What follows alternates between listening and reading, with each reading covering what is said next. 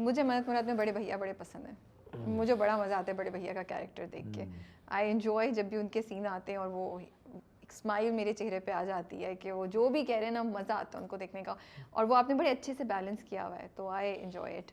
और वही होता है कभी कभी मुझे लगता है कि वो कैरेक्टर भी वो दिखा रहा होता है, हम पोजेसिवनेस घर में कितनी हम लड़कियों पे भी कर देते हैं, वो भी इंटरेस्टिंग है। सुलेमान साहब भी मुझे बड़े इंटरेस्टिंग लगते हैं कि वो भी एक डिफरेंट टाइप के कैरेक्टर हैं जो फजल बख्श के साथ लगे हुए हैं। आगे जाके क्या होगा उनके कैरेक्टर का। बट ऑडियंस का रिस्पांस कैसा आ रहा है आपको? भाई ऑडियंस कहीं बाहर निकले आपको पूछा भाई फजल बख्श को क्यों थप्पड़ लगा दिया आपने? यार नहीं यार, बहुत बहुत ज़्यादा, मैं मेरे पास कोई लफ्ज़ ही नहीं है, मैं शर्मिंदा बल्कि ज़्यादा शायद होता हूँ जब वो मिलते हैं। मैं अभी मेरा वो वॉलेट कहीं निकल गया था, तो मुझे वो NIC बनवाना था। मैं लाहौर गया तो एक साहब, उनकी इतनी दाढ़ी, वो कहीं आए और मैं नादरा के ऑफिस से निकला तो मेरे पास आए, कहने लगे रमशा को ना भेजिएगा यहाँ से। तो मुझे याद ही आया, मैंने कहा है, और मैं जब आगे 2 कदम बढ़ा तो कहते हैं वो बदल गई है, उसका ख्याल रखिएगा रमशा को। ओ बाबे, मैंने कहा तो बेलगाम है, तो वो उस पे से। और मैं अभी भी बल्कि आपके वो आया लिफ्ट से, तो उन्होंने कहा कि अच्छा वो आप वो कासिम साहब है ना, और वो मामू जान, तो वो अच्छा। ये भी एक बहुत स्ट्रेंज हुआ, बहुत ही ज़्यादा मैंने शादियाँ कुछ एक अटेंड की, तो बहुत खुशी भी है। इक्वली आपको मन्नत मुराद, इश्क मुर्शद और बेलगाम, मतलब एक साथ आपको, और मैं साथ अंदर ऐसे कंबल लेके जब मैं गया, अल्लाह तेरी मेहरबानी है, तो ना क्या एन के बदल के, तो क्या भाई मैं कौन सा दिलीप कुमार हूँ, इतनी मेरी कौन सी टोन बदल जाएगी या मैं क्या कर लूँगा। आई नो माई सेल्फ, लेकिन आई थिंक लोगों का प्यार और वो ज्यादा है। सुलेमान साहब में काफी फर्क है। नहीं अब देखो ना, लेकिन आप उनको नहीं अब देखो ना, उस फर्क का जो क्रेडिट है वो आपको देना होगा डायरेक्टर्स को। बिल्कुल। अब जरा देखो, मैं लेकिन आपकी परफॉर्मेंस थोड़ी सी मैं तुम्हें उसकी माइन्यूटी बताऊं। अब वजाहत साहब ने ये कहा कि ये कफ आपने ऊपर रखने, और वो किसी ने मुझे कहा अच्छा ये who came up with this Salman Khan bracelet, वो उसने रखना है। उसने कहा वो आपको मुझे थोड़ा उस तरफ रखना है। फिर वो दैट हेयर पीस, फयाज भाई डिड अ फैबुलस जॉब। फिर हमने सलमान का जब कैरेक्टर करना था तो मैंने सोचा कि क्या और एक ऐनक ढूंढी जाए, वो एक मैंने फारूक भाई को भेजी, उन्होंने कहा हाँ बिल्कुल सही। फिर फारूक भाई के साथ मैं पहली बार काम कर रहा था, मैंने उनको ये बहुत दफ़ा कहा, और ये काशिफ के साथ भी होता है, आप ऑन द टोज हैं। मतलब मिसाल के तौर पर देखो, अगर आप सबा कमर आपके सामने अगर काम कर रही है, या इकरा अजीज हैं, भाई आपकी तो जान निकली होगी यार, you have to be on the toes because they will come up with their best, आपको तो होना होगा। तो मैंने कहा यार फारूक रिंद, और मेरी हार्ट बीट देखने वाली होती, मैंने कभी नहीं, हंस रहे हैं, बोल रहे हैं, गाने गा रहे हैं, मुझे पता है मेरे पे क्या गुजर रही होती, लेकिन अल्लाह का लाख लाख शुक्र है। लेकिन फारूक भाई लिहाज ही करते हैं, मेरे ख्याल कोई खूबी ढूंढ ही लेते हैं। लेकिन मेरा ख्याल है कि लोगों को, और मैं जैसे मैंने सोचा था कि वो एक आएगा, मैंने I have come across very righteous people in my life, मैंने देखे हैं, उसकी कीमत अदा करनी पड़ती है। बिल्कुल राबिया, ये है, हमने अपने अब्बा को भी देखा, और जिनसे कई अजीज़ इसी बात पे नाराज़ रहे कई साल के, आपने वो फलां सिफारिश अगर कर देते तो वो ये हो जाता। तो इंस्पिरेशन आपके और वो मेरे ख्याल बहुत सारे लोग, बहुत सारे, मेरा ख्याल सबको ही, सारे अच्छों को वो एक मिला के, क्योंकि ये जो, और ये भी मैं आपको बता दूं, this is also one thing is for sure, आपके घर में जब आप एक ऐसा कोई स्टैंड लेते हैं ना, तो वो सबको समझ नहीं आती।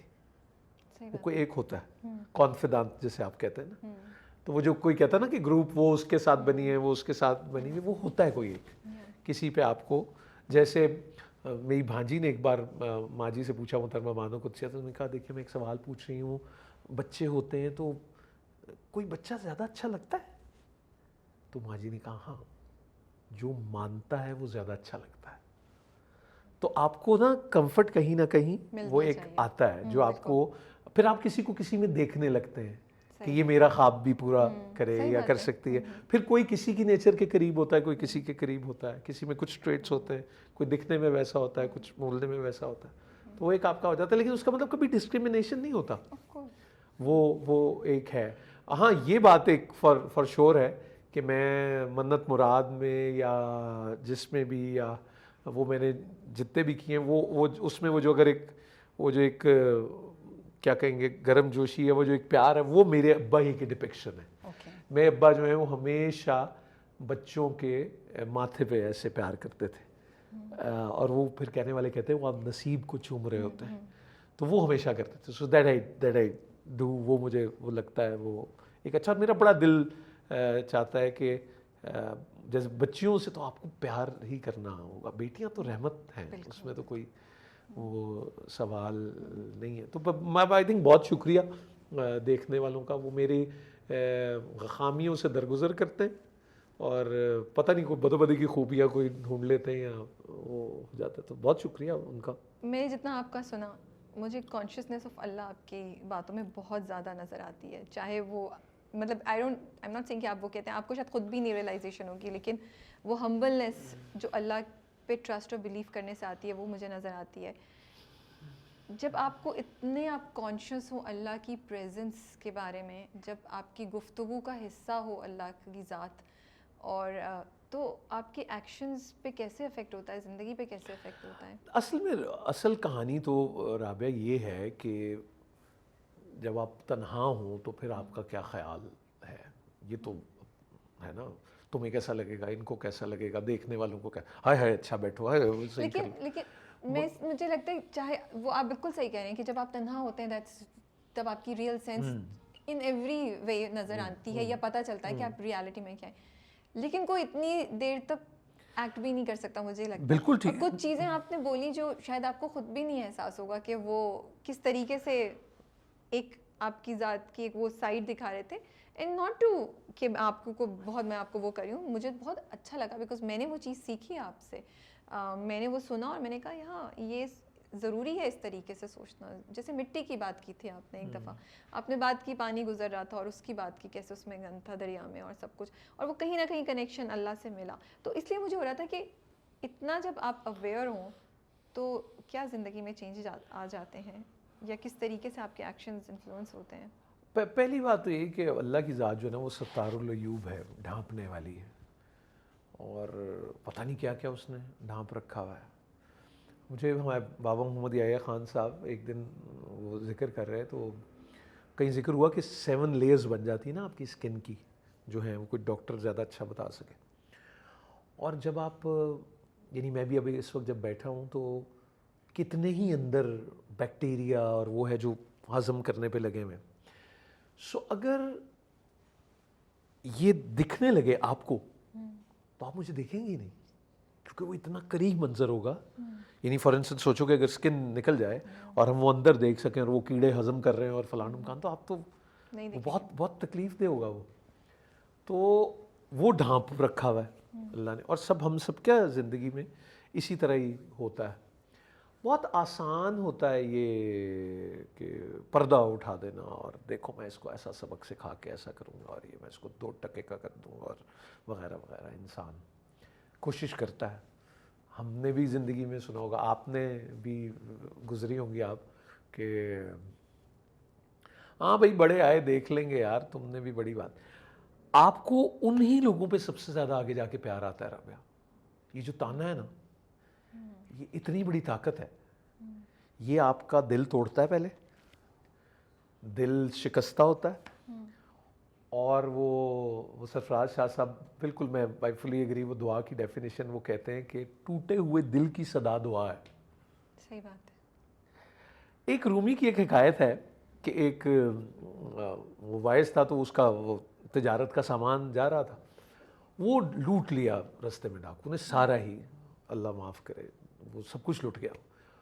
वो लुटा तो उसने ना हंसना शुरू कर दिया और शुक्र अदा करना शुरू कर दिया। तो लोगों ने समझा इसके दिमाग पे कुछ असर हो गया, तो उसने कहा भाई वो लुट गया सामान तुम्हारा?